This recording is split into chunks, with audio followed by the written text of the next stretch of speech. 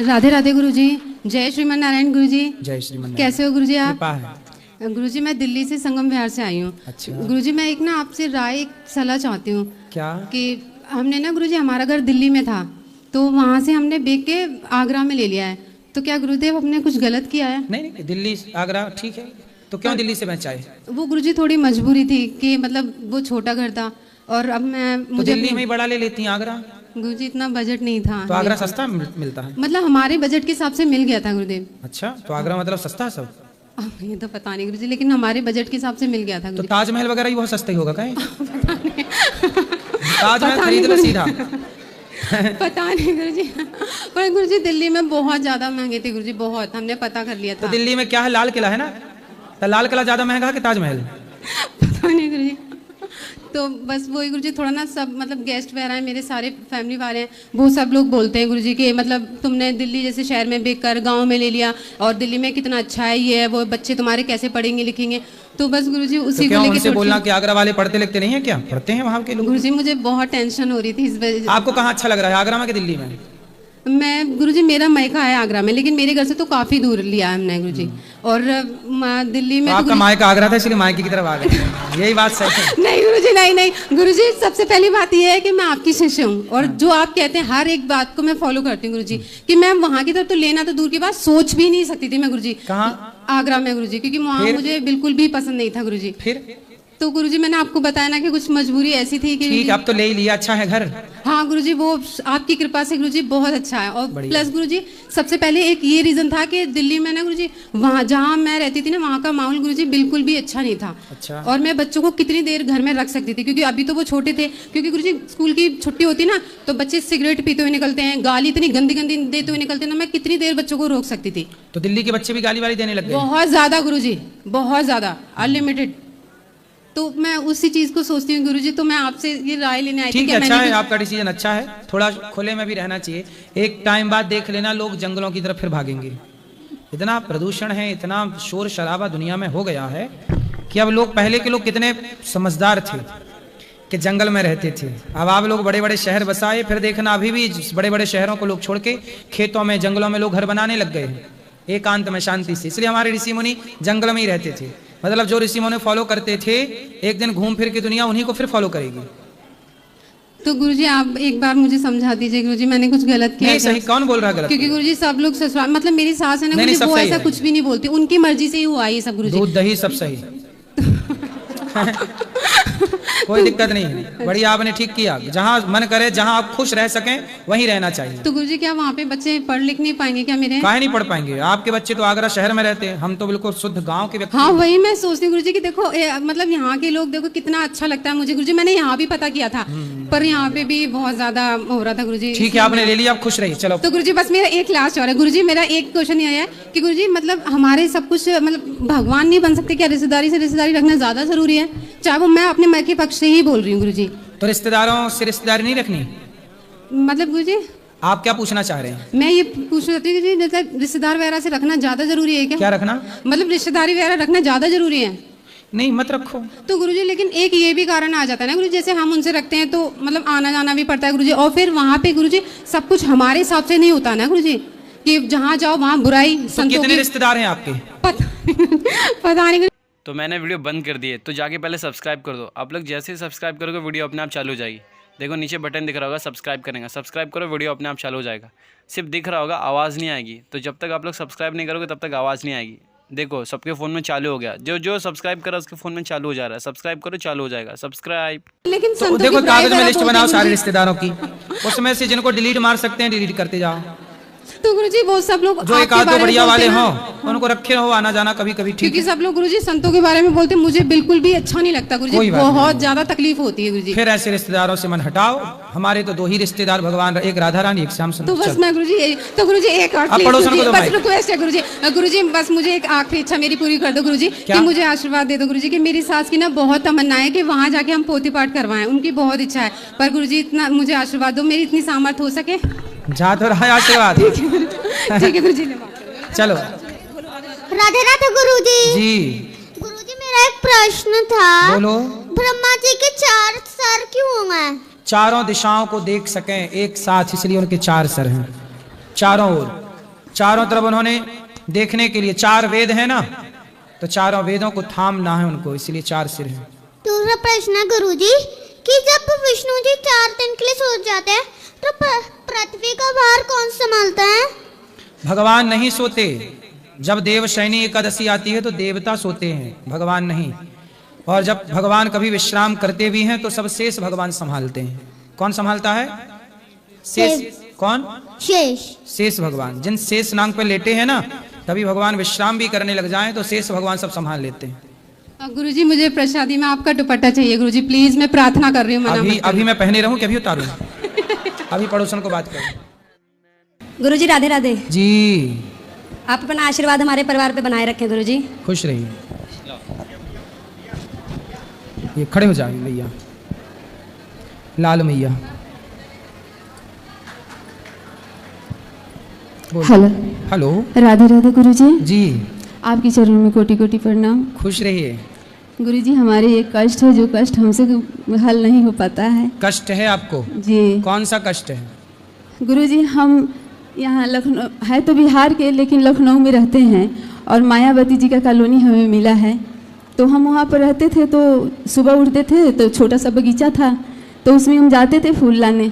तो फूल लेके रोज़ आते थे, लेकिन एक दिन हमको ऐसा लगा कि वहाँ पर नीम का पेड़ नहीं लगा है, सरकारी पेड़ थोड़ा सा लगा था वहाँ पे, तो हम एक नीम का पेड़ ले आकर वहाँ पर लगा दिए। और उसके अच्छा नीम का पेड़ लगा दिए, फिर क्या हुआ? तो क्या हुआ कि उस कॉलोनी में ये कि मुस्लिम रहते हैं, तो वो बोले कि हमको बुलवाएं अपनी लड़की से और कहें कि गुड़िया की मम्मी आप ये नीम का पेड़ हटा दीजिए, नहीं तो आपसे हमें बहुत बड़ा दुश्मनी लेना पड़ेगा। पर हम इस बात को समझ नहीं पाए कि क्या चीज़ का वो हमसे दुश्मनी लेंगे। हम उनको बोले कि ठीक है, अगर आपको इतना ही दिक्कत है तो हमें पहले जानते तो हम पेड़ नहीं लगाते, लेकिन अब जब लगा दिए तो हमारे धर्म में कोई भी पेड़ उखाड़ना तोड़ना नहीं है, ये तो खास करके नीम का पेड़ है। तो फिर आप नहीं हटाएंगे तो बहुत आपसे बहुत बड़ा हमें दुश्मनी मोड़ना पड़ेगा। हम कहे हमें नहीं समझ में आया कि क्या दुश्मनी लेंगे हमसे। उसके बाद में हमको दिमागी टॉर्चर वो करने लगे, बहुत परेशान करने लगे। हम बहुत परेशान रहते थे, तो अपनी बिटिया को कहते थे, ज़्यादा परेशान हो जाते थे उनके, ज़रा सा भक्ति गाना लगा दो। तो भक्ति गाना सुनने से हमें थोड़ा अच्छा लगता था और फिर बहुत मतलब उसमें हमें तसल्ली मिलता था। फिर एक दिन ऐसा हुआ 3 बजे ऐसा होने लगा था, तो हम 3:30-4 बजे के बाद करीब में अपनी बिटिया को बोले कि बेटा थोड़ा सा भक्ति गाना लगा दो। जब लगाया तो आपकी गाना आ रही थी। कहीं मम्मी, हाँ जी। तो मम्मी बोली मम्मी देखो यह गाना आ रहा है, सुनोगी? हम कहा हाँ। मतलब बहुत वो मतलब ऐसा कहे देखो कितना बड़ा मतलब अच्छे, अभी बहुत कितना इनका उम्र कम है, बहुत अच्छा भक्ति गाना गा रहे हैं, देख लो। तो हम कहे ठीक है लगा दो। जब लगाए या सुनिए, उसके बाद में आपकी कथा शुरू हो गई। कथा हम सुनने लगे, हमें बहुत अच्छा लगा, मेरे बच्चे पर भी बहुत प्रभाव आया। हम बहुत अंदर से शक्तिशाली बन गए और उनकी बातों से चाहे जितना हमें दिमागी टॉर्चर करें, फिर हमें उससे कोई दिक्कत उतना नहीं होती थी। हम खुश रहने लगे और कहें कि ठीक है हम कम दिन यहाँ रहेंगे। मेरा बेटा है, 3 बेटी है गुरुजी, 1 बेटा है। अगर बेटा जो है कि पढ़ाई कर रहा था, उसका ग्रेजुएशन चल रहा था BA तो का। अभी प्रश्न क्या है, सब ठीक है ना घर परिवार में? नहीं तो सुनिए ना, जरा सा लंबी कहानी है, बहुत ही थोड़ा शॉर्ट करके बताइए। नहीं थोड़ा तब समझ में आपको आ जाएगी। हाँ, बताओ। तो क्या हुआ कि हम सोचे कि मेरा बेटा काम नौकरी करेगा और वो गाना का भी तैयारी कर रहा था बहुत अच्छा। तो हम कहे कि आगे निकल जाएंगे यहाँ से, हम जगह छोड़ देंगे, ठीक हो जाएगा। फिर जब देखा कि हम कथा सुन रहे हैं और हमारा बहुत अच्छा प्रभाव अंदर आ रहा है, तो मेरे बेटा को परेशान करने लगा, वैसे ही दिमागी टॉर्चर से करने लगा इसको। अब हम तो झेल ले गए, लेकिन ये नहीं झेल पाया। अब ये मतलब सोया रहता था, हम पूछते थे क्या हो रहा है, बाद में बहुत पूछे तो ये बताया। हम कहे सुनो इधर आओ, कथा सुनो, देखो ये कितना अच्छा कथा है, ये तुम्हारी पूरा समस्या का हल निकल जाएगा। पर इस समस्या का तो हल निकल गया, लेकिन जब ये काम पर जाता है तो इनके साथ 2-4 लड़के गाली देते हुए जाएगा। जब डिप्टी से आएगा तो गाली देते हुए आएगा। फिर उसके बाद में सुबह जाएगा तो क्लच गाड़ी का काट देना, मतलब बहुत ऐसा नुकसान। तो आप लोग कंप्लेंट नहीं किए, कैसा क्यों कर रहा है? तो हम गुरुजी कंप्लेन जब करते हैं ना, तो वहाँ पर 2-4 कई लोग से हैं, कुछ अपने भी हैं हिंदू लोग जो उन्हीं का साथ देता है, हमको झूठ साबित कर देते हैं और जो मन करता वही लिख के यहाँ से भेज देते हैं वो। तो मेरा कोई सुनवाई नहीं होता है। पर तो नई समस्या का हल हुआ तो हम कहाँ जाएं? देखो यही है, हिंदू लोग जहाँ रहते हैं वहाँ भी संगठित नहीं है, और मुस्लिम जहाँ रहते हैं वो संगठित होकर हिंदुओं को परेशान करने लग जाते हैं, और हिंदू लोग संगठित हो नहीं पाते। तो आपके बेटे को क्या दिक्कत है बताओ? तो इनकी वो झेल नहीं पा रहे हैं। बात कराओ।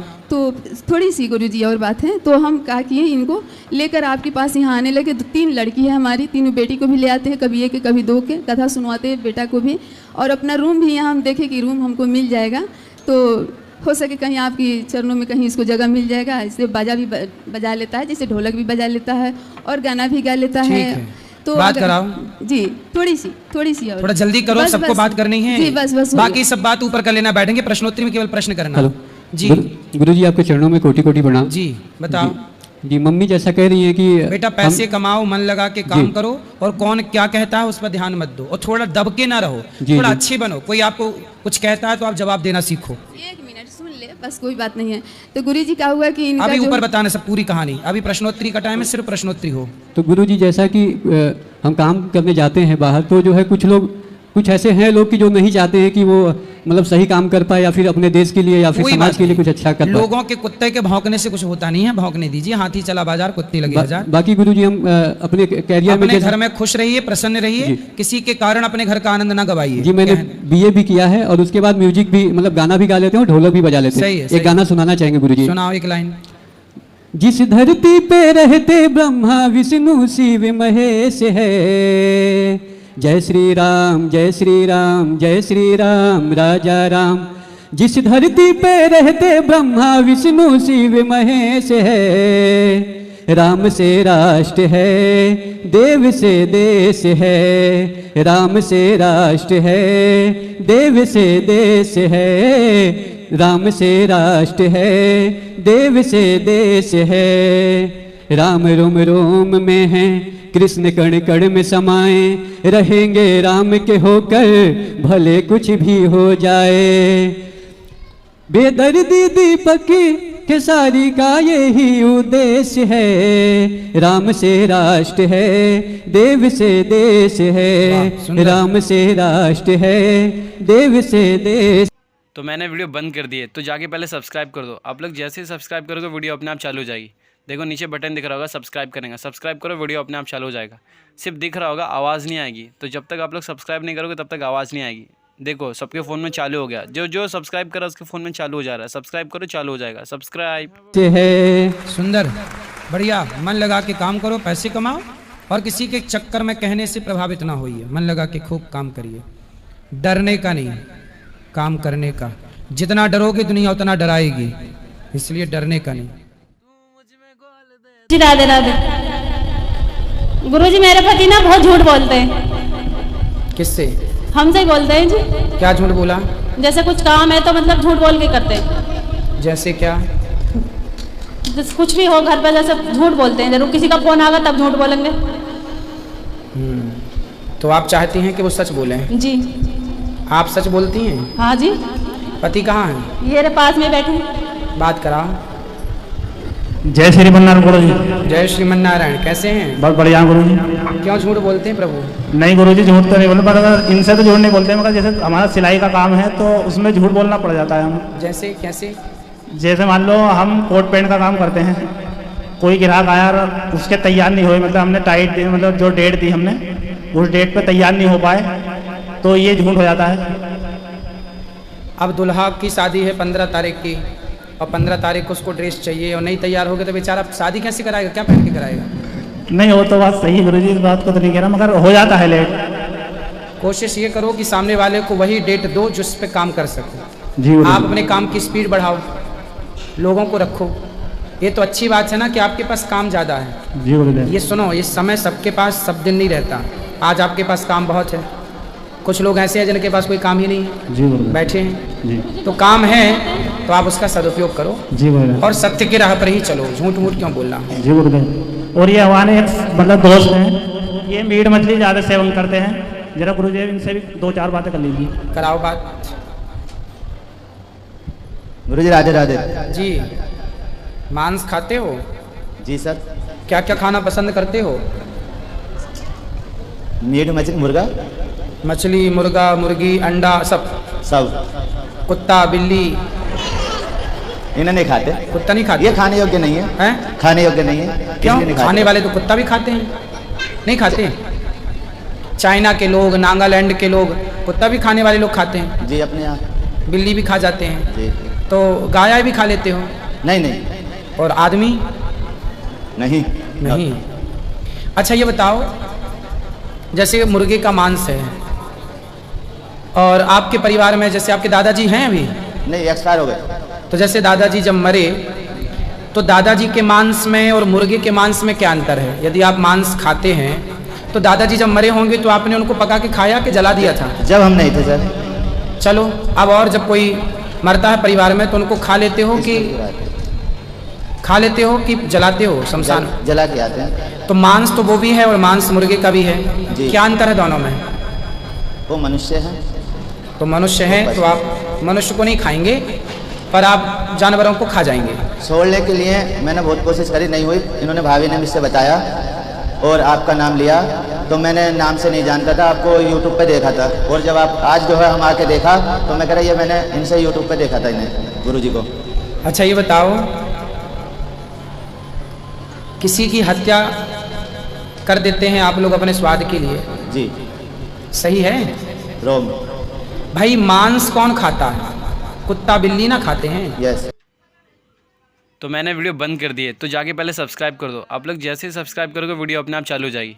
देखो नीचे बटन दिख रहा होगा, सब्सक्राइब करेंगे, सब्सक्राइब करो, वीडियो अपने आप चालू हो जाएगा। सिर्फ दिख रहा होगा, आवाज़ नहीं आएगी। तो जब तक आप लोग सब्सक्राइब नहीं करोगे तब तक आवाज़ नहीं आएगी। देखो सबके फ़ोन में चालू हो गया, जो सब्सक्राइब करा उसके फ़ोन में चालू हो जा रहा है। सब्सक्राइब करो, चालू हो जाएगा। सब्सक्राइब। जानवर ही ना खाता है मांस, इंसानों के लिए तो 56 भोग बनाए हैं भगवान ने। और आप यदि सोचिए, हड्डियां कौन चबाता है? कुत्ता। कुत्ता। आप भी तो चबाते हैं।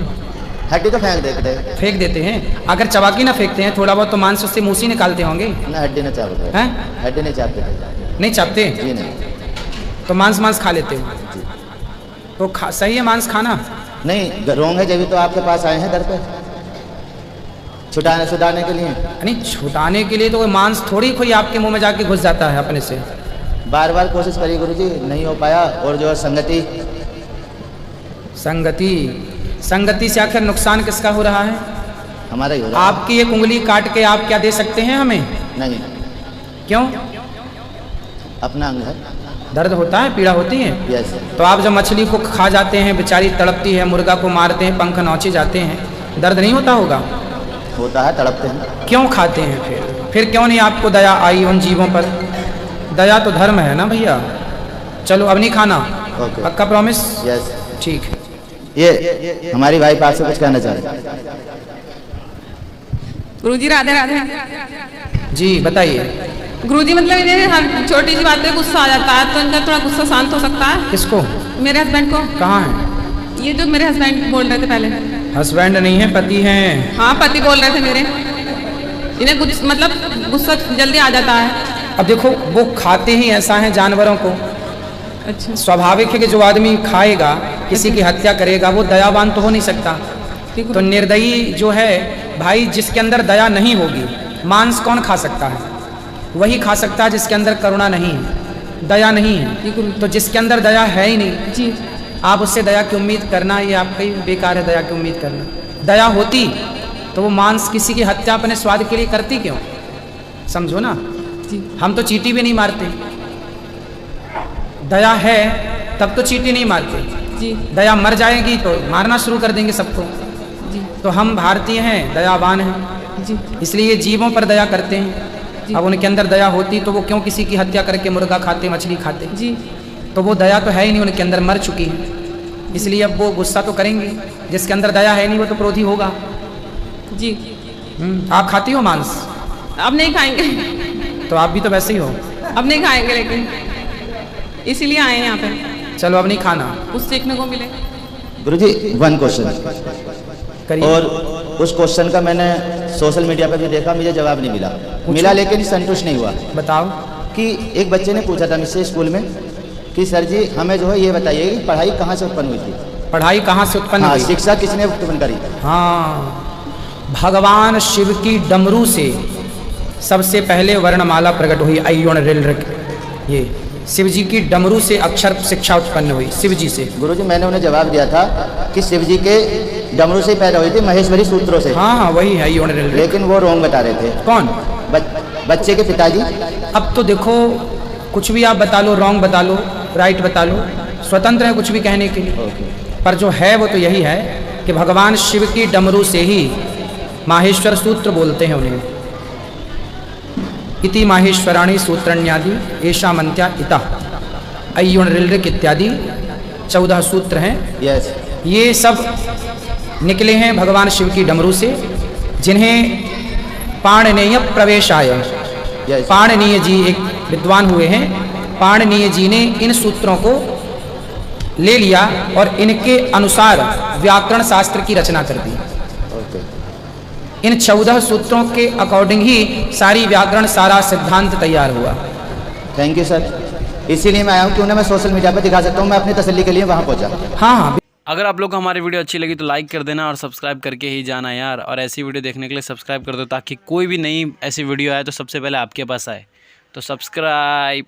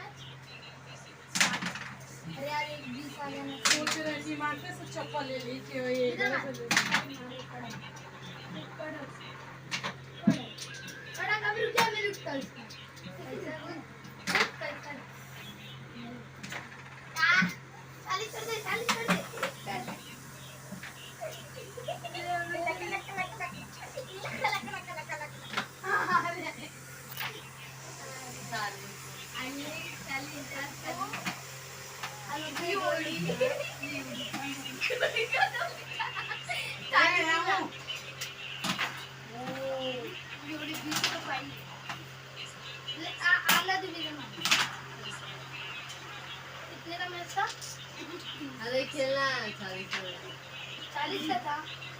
हाँ हाँ 40 का था। 40 का गए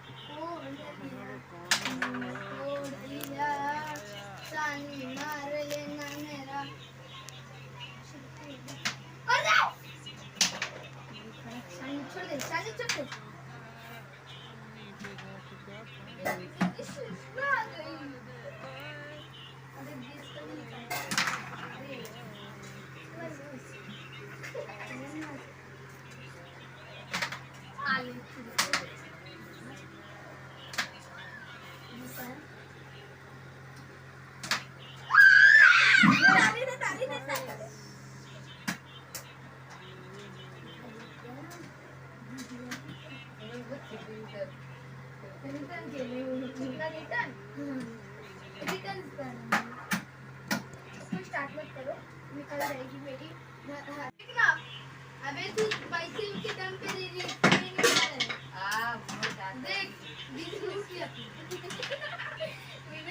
देख मारी दे माची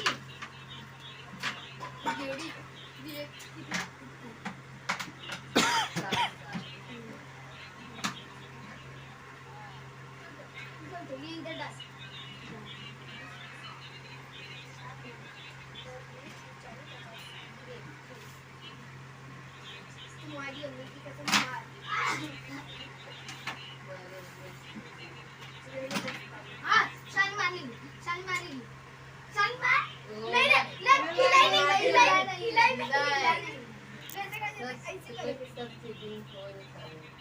अभी बात हो गया चीटिंग खोर।